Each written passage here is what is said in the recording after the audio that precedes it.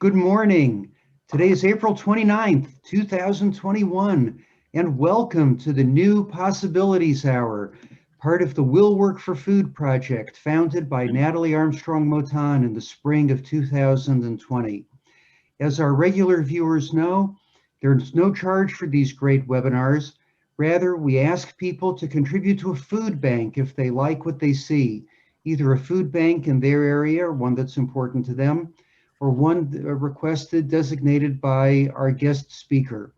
We've been doing these for about a year now, and we want to acknowledge our very, very generous audiences for their incredible support of food banks worldwide. The ADR and litigation communities have just been so generous. One of my favorite parts of our webinar every week is when we announce the running total. These are just the contributions of which we know. Jean, I think you have the total for us this week, please. I do. It's an amazing number, Jeff. It's $102,615. Fantastic. Wow, that is just incredible. Thank you all so much for your generosity. And we're going to add to that total today. I know everyone will be inspired by a great presentation by Ava Abramowitz, professorial lecturer in law at the George Washington University Law School in Washington, D.C. And that is where Ava is as she addresses us today.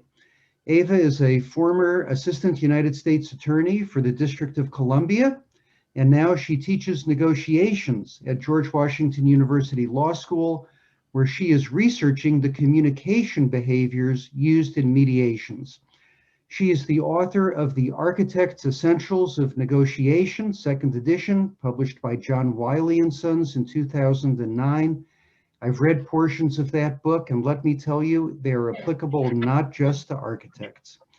She is also the writer of dozens of articles on critical negotiation and mediation issues facing lawyers and clients, the most recent of which is Modern Consultative Sales Theory, published in 2019 by the ABA section on dispute resolution in its newest book, Negotiation Essentials for Lawyers. I've heard Ava give presentations at many conferences over the years, and each time I've come away just dazzled by what Ava has had to offer. And so often I've thought she has just been the very best presenter at an entire multi-day conference. With that, Ava, we're also looking forward to your presentation, how modern sales theory applies to negotiation and mediation. We'd love for you to tell us first about the food bank that is important to you and to which we'd love people to direct their contributions if they're in a position to contribute. Then proceed with your what I know is going to be a wonderful presentation. Ava, the floor is yours. Thank you. Thank you all very much. I want to tell you how I got to GW today. I live way out in the country. We don't have bandwidth. I flunked bandwidth with my reflective practitioner group yesterday. I started to panic, and then I thought, no, maybe GW will help me. Did GW help me? My dean, Lisa Skank, went to her dean, Emily Hammond, who went to Tammy Tidesdale, and Andrew Lawrence, who's in charge of the Media Center, came in to take care of me for the day, off his vacation. I could not be more grateful to GW. And in addition, there are other people I'm grateful for. One is Jeff, of course, for inviting me, and Jean and Natalie, who have held my hand all the way through this process. I was born in the 1800s, and doing a Zoom call with a lot of people is new to me. So I have shared screen, and here I go. One problem with Zoom is you don't laugh at my jokes. I think I'm going to bring that up in a long distance phone call. Everybody unmute and laugh. Thank you, Jeffrey. All right. I want to talk about Bread for the City. Bread for the City is my choice of where to give money, primarily because they take care of so many people and it is such a joy that they do. It is probably the largest food bank in the United States of America. And today it has a garden and an orchard, and it provides a massive amount of food for 32,000 people. And I asked them yesterday how many people they had this year as opposed to last year. They're dealing with 100,000 people this year because of the pandemic, and for all those who, for no reason of their doing, lost their jobs because the city closed down. In addition, they have a free medical clinic, a social work clinic, clothing program, legal clinic, dental. I mean, they are a city unto themselves. And I would appreciate if you are going to send any money and you don't have a local food bank in your own vicinity, please send it to Bread for the City. And if not, then send it to someone in your local neighborhood. All of us who are lucky enough to have lots of food to eat certainly appreciate those people who don't. And this is one way of helping them out. So, in front of our effective practitioner group, I said, I'm going to talk about mod sales theory. And they all said to me, oh no, when you say sales theory, negotiation and mediation and put it together, a lot of people are going to get sick. But modern sales theory has everything to do with understanding. And that is exactly what mediation and negotiation are all about. It is as supportive of getting to yes as any program can be. So steal freely from this, try it out, see if it works for you, and tell me about it. So it is all based on evidence. And they found out that when uncertain and pressed, it is far easier for people to say no than to say yes. A no can be retracted. A yes, not so much. And in order to look out for people, the best salespeople help them come to a shared understanding of what is going on. In other words, persuasion is generated by a buyer-seller sharing, clarifying their understanding, and not by seller telling. And for any of you who are lawyers and were brought up on advocacy, in a lot of ways, that is seller telling. So try to remember that it is much easier for people to persuade themselves than it will ever be for you to persuade them. And that is why I fell in love with consultative selling. It sent to me. It made me realize that if I were pushing, I was losing. So let's talk about this, which is the one aspect of consultative selling that I want to talk about today.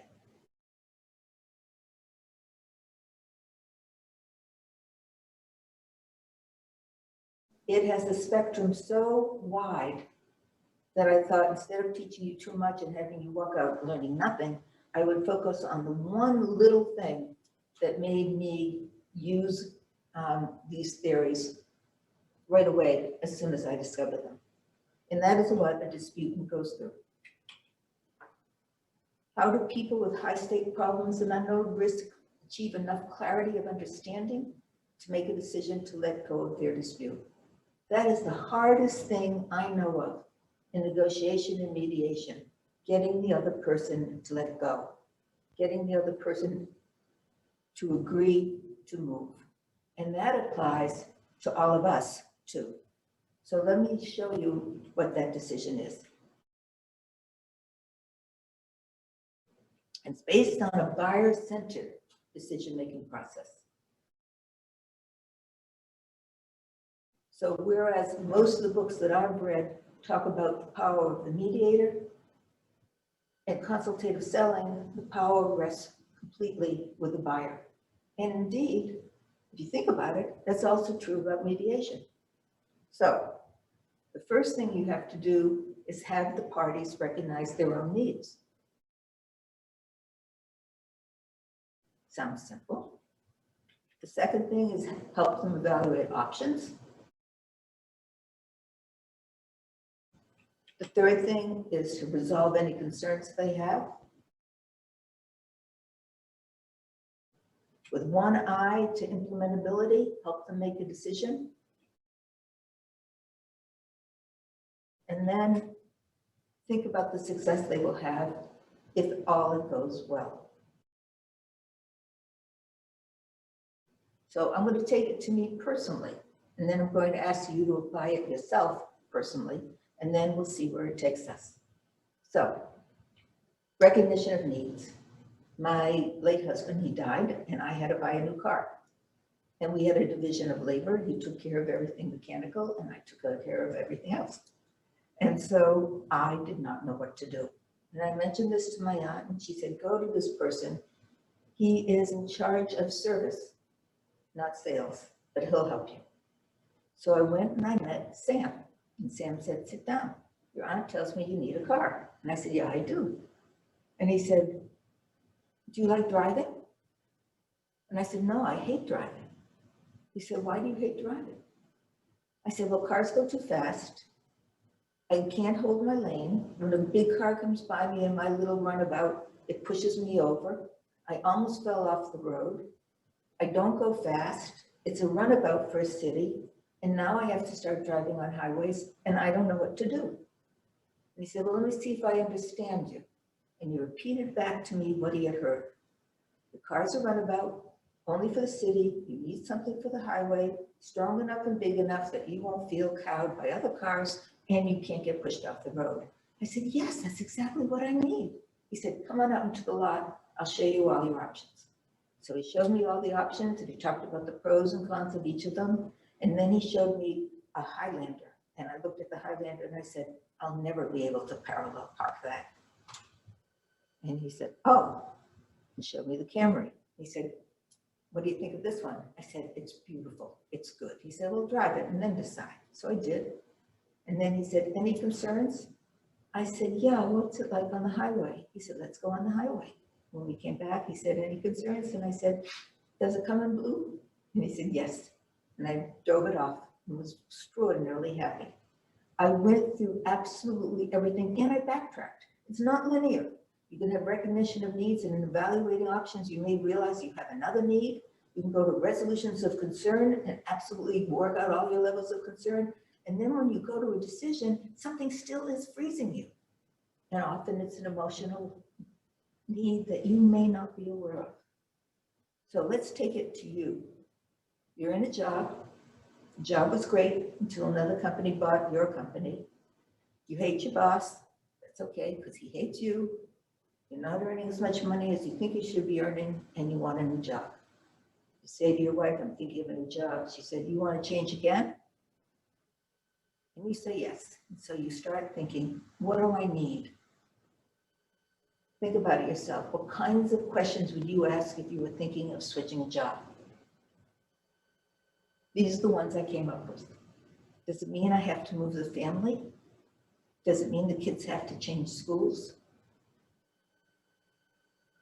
What is the boss going to want me to do? I don't care as much about money as long as I grow and become happier and more excited about what I'm doing. You have all these needs. And when it comes time to evaluating options, you have to say which of these needs are good, which of my needs are not so important, which ones are high priority. It's hard to go through that. And that's what mediation or having an assisted negotiation is all about. Someone who's not emotionally invested, who can raise questions that you may not have been able to raise to help you through this process. And then you come to resolution of concerns and you finally say, I want this, and I want this, and I want this. That means I have to negotiate for A, B, and C with my new boss. And if he says no to any of them, I have to keep on looking. So it works out perfectly with your boss, and then you have to make a decision. And you're frozen. Something is stopping you from making a decision. And this happens in negotiation, and always happens in mediation. Not always, often happens in mediation. And it's usually something really deeply buried that's stopping you. And you say to the person, you want to move and you're being stuck. What's happening? And the person says, my wife said, are you going to look for a job again?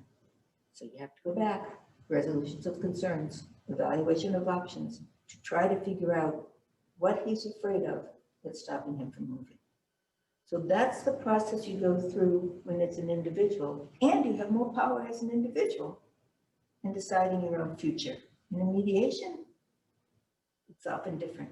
And people get stuck at each and every one of those phases. And it's your job as a mediator or as counsel. I see a lot of my friends here who are lawyers, to help them through that process. So we're going to go through it together ourselves, but I just wanted you to know what it's about.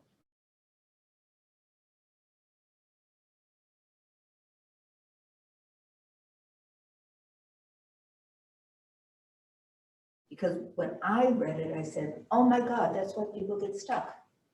They have to make a high-risk decision in a high-stakes situation, absolutely uncertain of the implementability of their decision or the consequences of their decision. As I like to say to my class, you're asking someone to jump off a bridge and you can't guarantee there's going to be water there. Because as a mediator, it's not your problem, it's not your solution, and you don't have the power to make it nice after the person dies. So it's a really tough situation that a disputant is in. And when you begin to think more about the disputant and the way they view the world, other options become available to you as a mediator. Now, I know there are lots of ways people go through decision-making process. I got a email from Cedar. They're putting on the decision-making process, and I'm hoping to learn how they do it in England. But this is how modern sales theory teaches it and has been teaching it, I think, for 40 years. So what does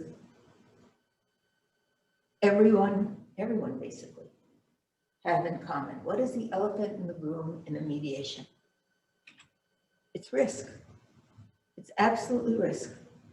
They have to talk, they have to listen, they have to juggle, and they have to do it all with, if you're in the commercial world, style and a lot of aplomb. When basically they would like to have their own way because they're used to having their own way. And the risk of giving up their own way to incorporate someone else's needs for a lot of people is scary, especially if their own needs are not taken care of too.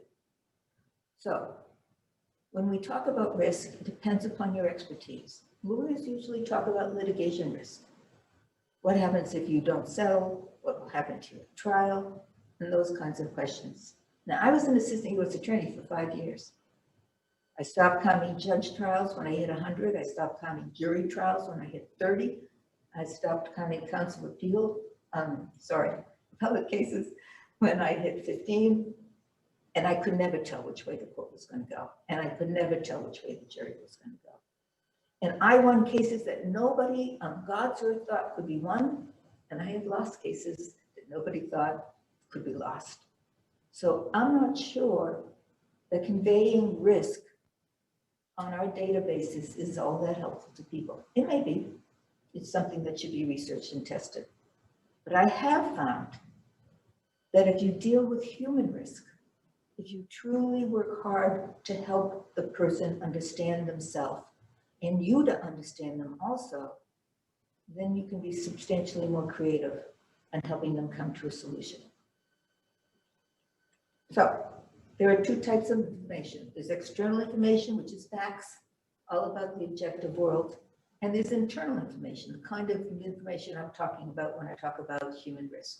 Perceptions, feelings, attitudes, motives, those kinds of issues that sometimes you work to hide in order to function well. But they're there, and they have an impact on your thinking. We code the behaviors of all the people in mediation, and we have a database so small that I'm scared to tell you this because I'm afraid you'll take it as fact. On 35 cases, it's interesting, but it's not 100% believable. But so far we have found that for every 2 questions or statements about fact, there's only 1 question or statement about feelings, about internal information. Is that normal? Could be. Is that effective? Could be, but it goes to show where we mostly think. So this is how I explain mediation to the parties. And I do this in order to empower them. There are some people who feel that mediators are hired to solve the case. And indeed, in a lot of industries, that is precisely why a mediator is hired. They have expertise, they're a prior judge, they're knowledgeable in the field, they know the science, and yes, that's why they're hired. And indeed, the parties want them to decide the case. And there are other situations where the parties want to decide the case. This works, what I'm teaching right now works for both situations. It does not judge mediators. It gives a set of skills that can be used by anyone at any time.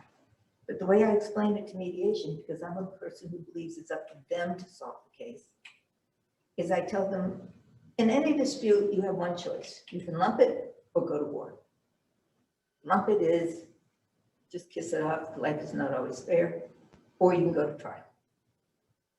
But as you go to trial, your power decreases substantially until it's arbitration. A group of people are going to decide your future, not with respect to your interests and needs, but with respect to the law and the facts. Or in court, a jury or a judge is going to decide it. Again, not with respect to your needs, but with respect to the law and the facts. Or by lumping it, the more you go to war, the higher the cost is. And mediation is the sweet spot. You have the power, it's relatively low cost, it's absolutely voluntary. You're not bound by anything until you alone make the determination to be bound.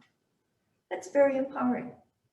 And the other reason I like mediation is you can do things in mediation that you can never do in court. Court just says someone's right, someone's wrong, someone owes somebody else money.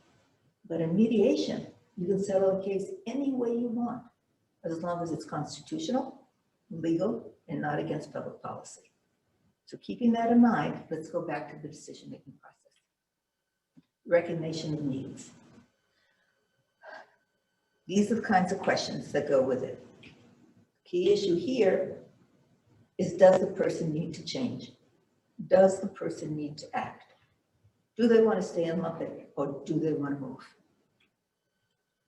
So do you want to know whether they even have a problem and how serious it is and what benefits will they get from solving it? These are the kinds of needs that they need to work out. Is there a reason to move? I mean, if you were 100% happy with your situation, you wouldn't move anywhere. Why would you bother to move? You're 100% happy. You have to be less than 100% happy.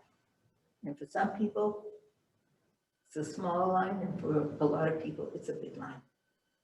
So what you would want to know, or the question I always ask is, do you want to settle the case or settle the problem? One of the joys of mediation, especially where I do it, I am a court mediator for the DC Circuit and for the Federal District Court for the District of Columbia, is a lot of people say, no, I want to settle the problem. I want to settle the problem that ended up causing this case so that I can get on with my life. And mediation allows you to do that. Sometimes they just want to settle the case. When the lawyer says, just settle the case, I go, would you mind checking with your client and see if he agrees or she agrees? And sometimes they come back and say, yep. And sometimes they say, no, if you can get the problem settled, that would be terrific. Now, if you are a trained lawyer and you know precisely what is expected of a lawyer, when someone says, I have a problem with A, you figure out how to solve it. But there are problems about solving it. Is that what you're saying? That's not what I want you to see. Okay, here are the problems of solving it. One, you do it because you think you're adding value, makes you feel good, and you also want the mediation or the negotiation to move forward, and you like your idea, so by presenting it, you're hoping it will. You also are thinking, look, they hired me to give them solutions, so they expected to talk about solutions to prove how great they were to hire you. It's easy to do. We get very, very good at it. And if we have a great idea, it just comes to mind. You can't help but want to share it because it's your idea and it's good. But what ends up happening? It's the worst thing we can do. Why? Because the people who are listening might not be ready to hear it. And if they're not ready to hear it, what are they going to do? It's always easier to say no than say yes. They'll say, no, it doesn't work for me. At that point, your idea is gone. you can't bring it back. And yet some people do. And in Maryland, where they also coded live mediations, people said they didn't like pressing. And the way they described it, it hit me that maybe it was someone who came up with a solution and kept on pressing for the parties to get it. One of the problems of it is, it's the easiest way to impasse. To come forward with an idea that you love way before people are ready to hear it. And the other reason why it's not good is you may not understand the problem. You're answering a problem that you can answer, but you may not be answering the problem that they're having. I remember a friend of mine once said to me when I started law school, he said, you never have to have the right answer, just write your assumptions. I had a test on minks and sales and it was all convoluted and I didn't know the answers, so I said, assuming the mink dies, here's the answer. And he got an A because he knew the answer to that one. In mediations and negotiations, you don't get an A. You don't get an A until there's a settlement that is implementable and is successfully implemented by the parties. That's what they want. That's what they need, and they define success, not us. So, step 2, decision making. Any questions so far? Anything in the chat? Are people liking this or having questions or anything? They're finding it fascinating, and I would say this is great. That's just a quote that came up. So yeah, just keep speaking up. Everybody's listening. That's great. Thank you. Terrific. Recognition of needs is just as hard because it goes to evaluation of options. In evaluation of options, the key issue is, what are my choices? And which one is the best one for me? These are the kinds of things they're asking. What's cheaper? Which one will my board accept? Which option is better and more likely to succeed than the other? That's what you're asking here. So very often you say, how can we start figuring out options for you to consider? So I have a story on this one. An ambassador, his country sued the United States. I had all these lawyers in the room. He was stuck, they were stuck, and I said to the ambassador, Mr. Ambassador, all these people here are mediators. How would you feel if I took them out the room and had them brainstorm and come back with you with choices for you to make? He said he'd like that. He's tired, he needed a cup of coffee. I said, go have your coffee and come back. And I said to the mediators, if we can't come up with a lot of options, we're really not helping this fellow. So we did. We came up with 5 options, and then we talked about how we could strengthen each option and how we could cure each option so that each option was eminently implementable. And then one of the parties said, I didn't like this option. And another party said, well, if you can cut out an option, I want to cut out an option. And we went back into the room with the ambassador and said, Mr. Ambassador, you have 3 options. Do you have any questions? And he went through the options. Everyone answered the questions, went over the pros, went over the cons, and he made a decision. And I said, well, sir, you're tired, you're jet lagged. Why don't we just hold this in abeyance, sleep well tonight and tomorrow? You can rethink it if you want to. He said, are you kidding me? This is a great decision. And I said, why? I always ask why. I never say thank you, because it gives the person an opportunity to think it through one more time. And he thought it through one more time, and that was the end of the case. So, want to avoid impasse? Do not fall in love with your own decisions and your own solutions. In fact, instead of proposing content and solutions, a lot of people use something called investigating possibilities. So they go, you know, an idea just hit my head. I don't know if it's good or bad, but have you ever thought about this? What would happen if? And that way, people have an opportunity to tussle with the idea, and it's not personal to you. So, resolution of concerns. Resolution of concerns is more about the internal information that someone has. Something is stopping them from deciding. Something is. And I had a case where a woman was run over by a bus, and I said to her, what was it like to be run over by a bus? What do you want to do with your life? And she talked and talked and talked until we finally worked out what she wanted to do with her life. She wanted to go back to school. She needed X amount of money to do it. She needed salary, she needed everything. She said, and that's why I'm stuck. I said, hold on a second, let me go next door. And I went next door and I said to him, how'd you like to help a young woman start a new life? And they said they would love to. And so they paid for everything, including the legal fees, and she was still not sure. And I said, what's stopping you? And she said, can I make a phone call? She called her boyfriend, came back and said, we'll accept. Something is stopping them. When someone comes up to me and says, what do you think I should do? I invariably say, I think you know what you want to do, but what's stopping you? And then it's a question of dealing with that very last concern that is freezing them in place. So the key questions you ask here are, what's going to happen? What if they screw up? Can I trust their claims? What's in it for me, the boss? Or in Washington, D.C., how will it read in the Washington Post and the Wall Street Journal? Or possibly more important, what will my family and friends say? So, want to avoid impasse? Always respect someone's sense of consequences. It's not your life, it's their life. It's not your problem, it's their problem. It's not your solution, it's their solution.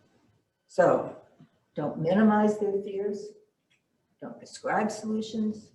Don't pressure them for quick resolutions. It's always easier to say no than yes. Help them. Give them the room to work it out. Because if they can't resolve the concern, they can't accept the deal. So, know that sometimes words have different meaning depending upon when they're said. I'm going to use an architect's idea. You forgive me, I worked with architects for 30 years. I'm a construction lawyer by trade.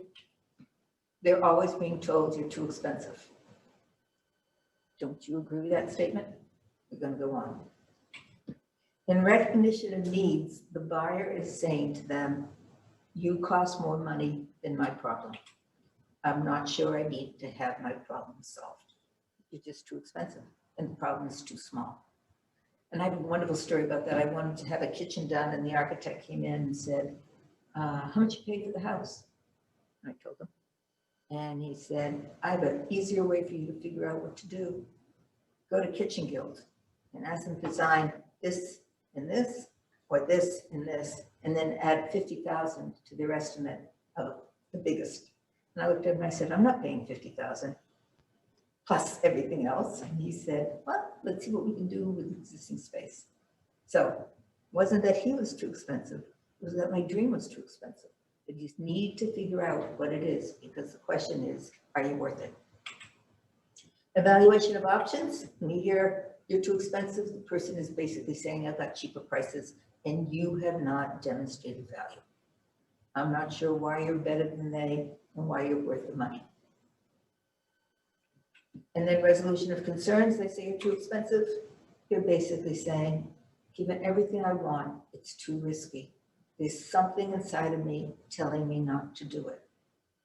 So you have to listen hard to what they're saying and figure out where they are in this process so that you can understand them as they mean it. And you can ask them, what do you mean by you're too expensive?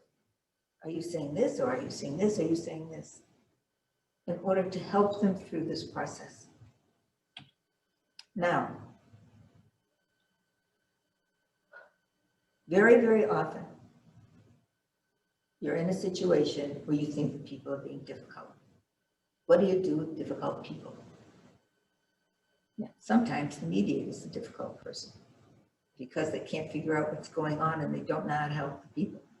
But there's not all that much written on that. But let's say you have a client, party A, and they're in the recognition of needs stage. They really don't know how big their problem is and whether they want to solve it. They don't know the contours, they don't know the implications, they don't know much of anything on it. They're stuck there. And you have another party who's close to making a decision about what he wants to do, including the decision of leaving.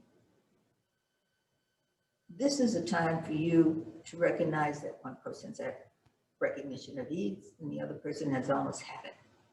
And you can say to party B, you know, this is a good time for caucus. This is a good time for me to walk over to party A and say, come on, go for a walk with me, and help them realize what's going on inside of them so they can figure out what they want to do. Can you go out for coffee? It may take me a while. Using caucus strategically, using joint sessions strategically is something that really requires research to find out when caucus is better than joint and joint is better than caucus. But this is a situation where caucus would work really well. So please respect the process. You cannot rush people through it. At any time, they'll just stick. They'll put their feet into concrete and they will stick until they're ready to step. And do recognize that implementation is the goal. For everyone who was extraordinarily happy when they signed the Treaty of Versailles right after World War I, if they only know that it planted all the seeds for World War II. Think implementability, think implementation success, because that is the mark of a good mediation or a good negotiation. If you want to know more, most of this comes from a book by Neil Rackham, Major Account Sales Strategy, and you can always read my book, as well as these three of Neil's.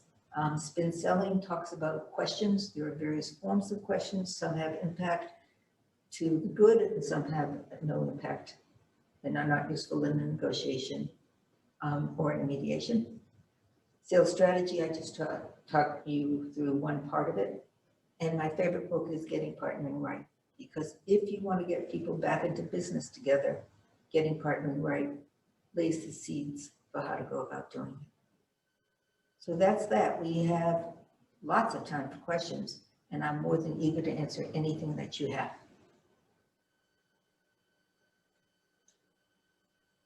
Jeffrey, I can't hear you. You're in. Ava, that was fantastic and insightful. Thank you so much.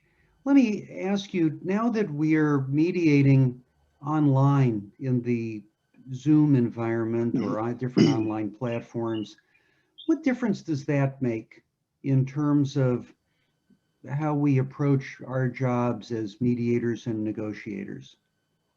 I don't know what difference it makes, by which I mean I have not coded any, so I cannot report with any statistical certainty about anything.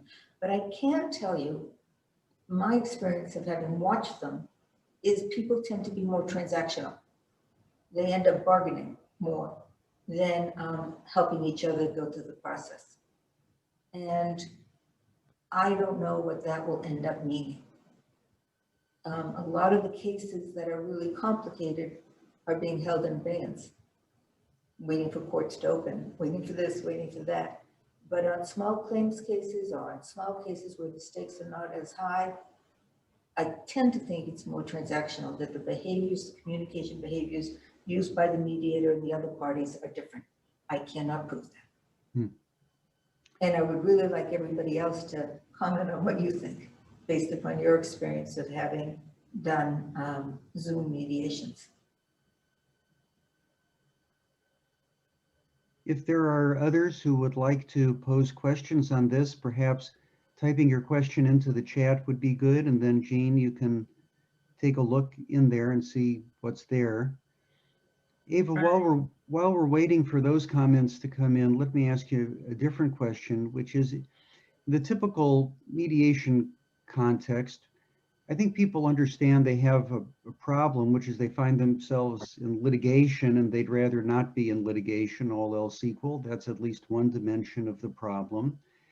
And as we go through the bargaining process with them and people seem to be getting close to decisions, these X factors, these things that come up at the last minute out of nowhere, when you think you're bringing things in and you're very close to making a deal, and then all of a sudden, the X factor.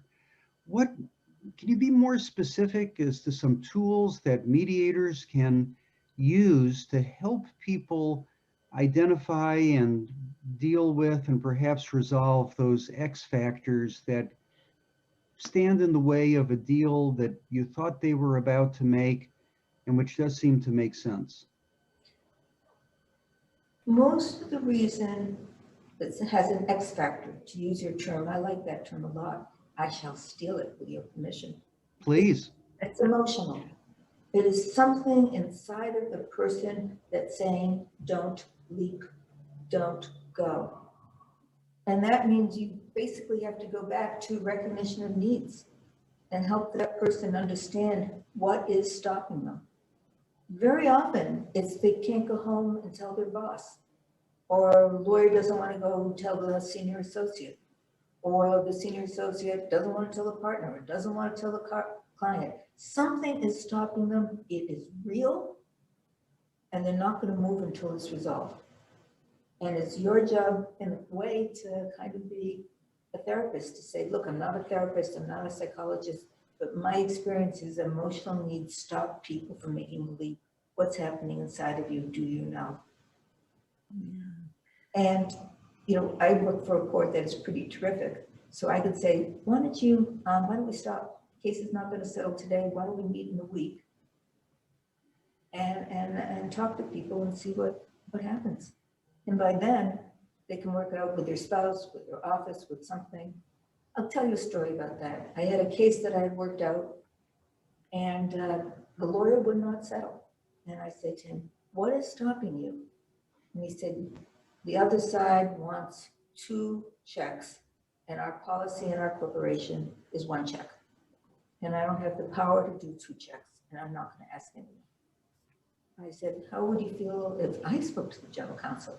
He said, you going to go behind my back? And I said, no, I'm going to go over your head, but I'm going to go over your head with you. So we called the general counsel, and I said to the general counsel, so-and-so and so-and-so has done a wonderful job.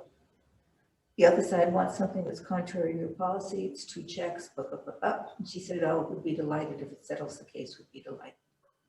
So those are the kinds of things that stop people. Either it's emotional, or it's political, or it's something else unique to them. And the more you can find out that internal information, the more you can give them greater degrees of freedom. And that's what they need, greater degrees of freedom.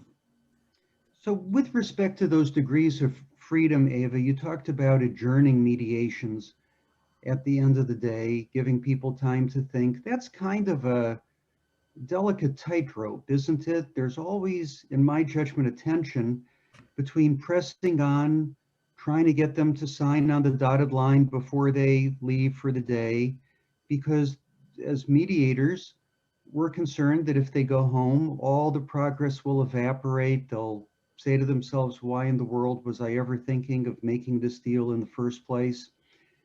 And we have to balance that fear of progress evaporating against the fear that putting excessive pressure on people will blow them out of the process.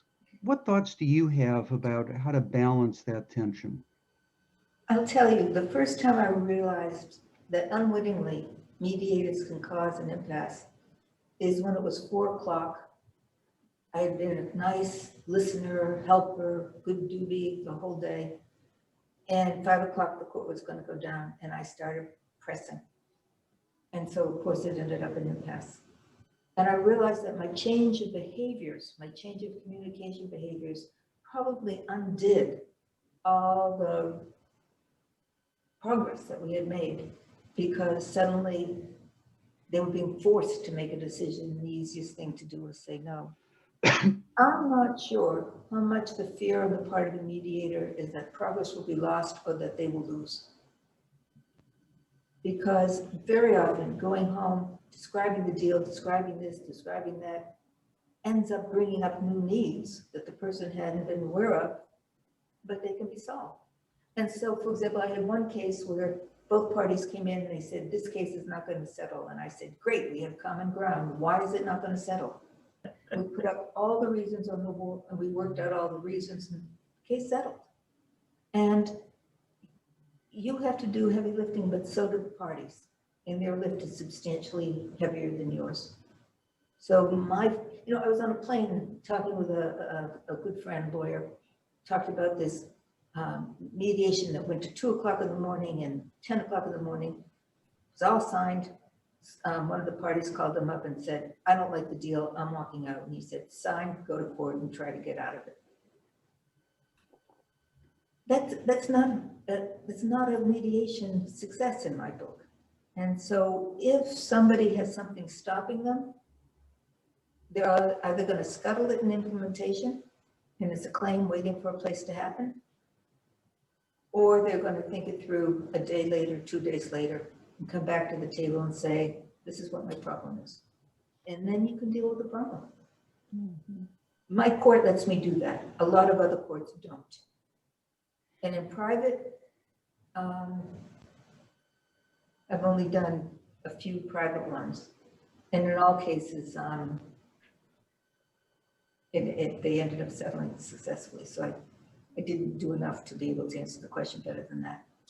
Can someone add to it? Can someone help on this answer from their perspective? Well, I could say, Ava, that it's definitely nice to hear you say that.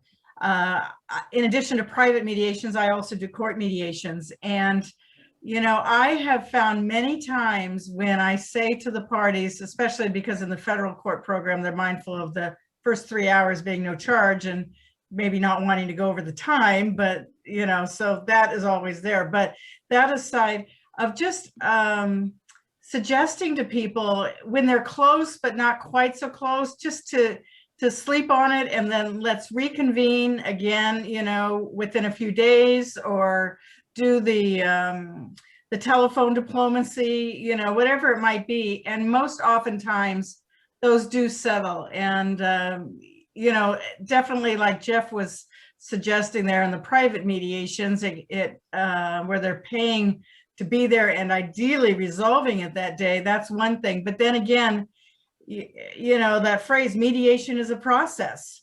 And it may well be that you got so far that day and accomplished an awful lot, and then they need to go back and regroup, get more information, and then reconvene. And to me, as long as you have them reconvening at a very close in time, then hopefully it has not lost its the value of you know, the progress that has been made, and instead has even gone further to reconvene. They're happy to reconvene and then wrap it up. Jean, you just triggered an idea in my head. So if I do have time to explain it. In sales, when it's complicated and it's going to last a year or 2 years before a decision is made, salespeople have a concept of an advance. What can I ask them to do that will make the progress in the sale? What can they ask me to do that will make progress in the sale? And they plan advances. So when I close it, you know, this case is not going to settle today, but it's going to settle next time. Is there anything you want him to find out that will help you? Is there anything you want him to find out or her to find out that will help you? And by giving everyone an advance, and how long does it take you to do your homework? How long do you need to do your homework? Let's meet again on this time and report on the homework and see where it takes us. It keeps the process going. Exactly. And that often works then to finally resolve the case. And then they feel like they're vested in it. They're comfortable with their decision to do whatever the decision may be in terms of settlement. So, That's exactly right. right. I do have there are a couple of questions here in the chat, if I might, Ava. Okay. Okay, this first one here is, in applying your excellent impasse avoidance strategies, how do you anticipate and counter, counter party or council abuses of imbalances in the power, imbalances of power in mediation? Being what I am, I'd probably talk to the person who's powerful and say, you're extraordinarily powerful. And what impact do you think it's having on the other? And the more I can possibly make a problem a shared problem, and the solution a shared solution, the more likely you'll get an implementable agreement. Because someone who has all the power I don't want to get political, but we've watched people now negotiating that way from a position of power, and they're not getting a lot of stuff done. And so trying to bring people aboard ends up creating far more progress than pushing someone to move. Jeff, Yes, Paul? there's a bunch of us on this call that are involved in a process called guided mediation. And in the chat box, I have put down the link to a recent article in the Indisputably website, which is one of the really great modern websites following mediation in a real serious way. So a lot of people on this call are involved in this process called guided mediation. Some people know it as Guided Choice, which is the website where we collect a lot of these processes. So take a look at the article, because it also includes references to other very recent articles on this whole subject, which and Ava is familiar with all this stuff too. Thank you, Paul. Thank you very much. Thank you for bringing that to our attention, Paul. Here's Ava, let another- me, Oh, go ahead. I'm sorry. let- There's let one more me ask- question here. oh, go ahead, Jean. There's one more in the chat. Go ahead. Yeah, all right. We have Richard Lutfinger asking, have you ever seen a deal that is made subject to either side opting out within 24 hours, for example? Oh, you've hit a trigger in my soul. The Singapore Convention says if someone wants to opt out, they have to sue and try the mediator. I personally would love a 3-day pass. If they can't, if they want to back out for any reason in 3 days, they can back out, and you'll re-meet in mediation to try to figure out how to deal with that problem. You know, I've worked in the insurance industry for 10 years. And the one thing I have learned is what a claim that's gonna happen looks like. And I'll tell you a story. I was mediating the oldest case in the courthouse. It was 20-something years. It'd been up to the Supreme Court twice. And it took us 2.5 years to settle the case. And it's the last meeting we're having, and the fiddle comes up. Someone slams this thing down and says, "That's it, I'm leaving." I said, "No, you're not. You're getting back into business together. You're gonna have lots of fiddles in life. Let's use the mediation to solve this fiddle so you can build fiddle practice for the next time." And the case solved. Having a claim that it's gonna happen does no good to the disputants. And to the extent that they can deal with it before they start implementation, the better it is for all of them. Thank you. Yes. Ava, let me ask you, many mediations or some mediations, it seems that there's also negotiation going on between a lawyer and their own client. There are tensions in the relationship, issues in the relationship, and that's an important part of the mediation too. Can you talk about how you deal with those issues when they arise in the context of trying to get a case settled between the different sides across the table? Yeah, because it happens a lot. And what I usually end up doing is mediate between the lawyer and the client to help them figure out what they want to do to get them back on board. But I had a case where the lawyer had promised the client the moon, but hadn't looked at the jacket until the day of the mediation. And once he heard the other side, he didn't want to be involved in the mediation because he was going to lose. And I said, "How'd you feel if I talked to your client alone?" He said, "Oh, would you do that for me?" And we ultimately got the case settled. Lawyers want so much to do well by their client, but sometimes their definition of well and the client's definition of well differ. And so surfacing those issues is you follow the same structure as in the other That's right. larger negotiation, just writ small, as between the lawyer and their own client. Yes. And indeed, I meet with both sides separately in their offices way before we, quote, start the mediation. To me, the mediation starts on the first phone call. and it's part of the process. So I meet with one party, so I truly understand what's going on. Then the other party truly understand what's going on. And then I pull the two lawyers and I say, how should we mediate this case? Is there anything you want them to know, anything you want them to know? So that when we all get together, basically everyone is comfortable. They know the process, they know what's going to happen because they helped design it. And the clients have been prepared and it works. So very often the clients sit at the table and the lawyers sit in the back. And we have the kind of mediation where they solve a problem that's wrecking them. In the online environment, Ava, how is that different? The preparation, having access to people, configuring people, where they are on the day of the mediation, how has that changed in the online environment?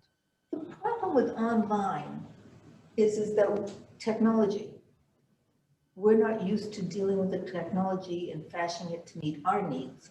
We're trying to meet the needs of the technology so that we can get the mediation done. When the technology ends up being Star Trek level quality, then it won't make that kind of difference.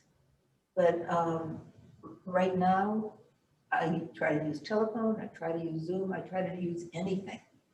And I'm praying for the day that everyone is double vaccinated so that we can meet person to person. I know that's not a good answer, but that's what I feel. No, we all do the best we can under the circumstances we have, right? Absolutely. Ava, we have just about 1 minute left. Are there some final or concluding comments you'd like to make? Yes, I'd like to thank Jean and Natalie and Jeff for giving me this opportunity and for creating this series, because this allows us all to hear new ideas, some good, some bad, some different, and take them home, try them out, evaluate them to see where it takes us. And that's how the profession is going to grow. So I thank you ever so much, and I ask you to give to Bread for the City or your own local food bank so that next week they have something even better to report. Thank you. Ava, you're so welcome. The thanks are owing from us to you. Natalie, Jean, any final comments? Just thank you. It's wonderful, Ava. It's so nice to meet you, and everybody, thank you again for your generosity. This is great. If you have any questions, by all means, email me at Abramowitz at avaesq@gmail. It's easiest, Ava-esque, and I'll be happy to answer them. Great. Natalie? Thank you so much, Ava. What an incredible presentation. I was taking notes the whole time. Really, really loved the information that you shared with us. Well done. Thank you. I just saw something flash. It says, I have a mediation in a half an hour. I'll use your suggestions. Try them out in a low stakes situation and see where it takes you before you try it in a high stakes situation. Because if it doesn't work for you because you haven't had the practice, you sit there and go, I should not listen to that lady. She doesn't know. So try it in a low stakes situation, get your confidence, and then apply it when it's real. Sound advice? Ava, thank you so much for a wonderful Thank you, everybody. presentation. I'm confident a lot of people will contribute to Bread for the City or their local food bank in your honor if they're in a position to do so. It's wonderful to have so many people here. And with that, we are complete. Thank you, everybody. Have a wonderful day. Thank you. Thank you. Thank you, Ava.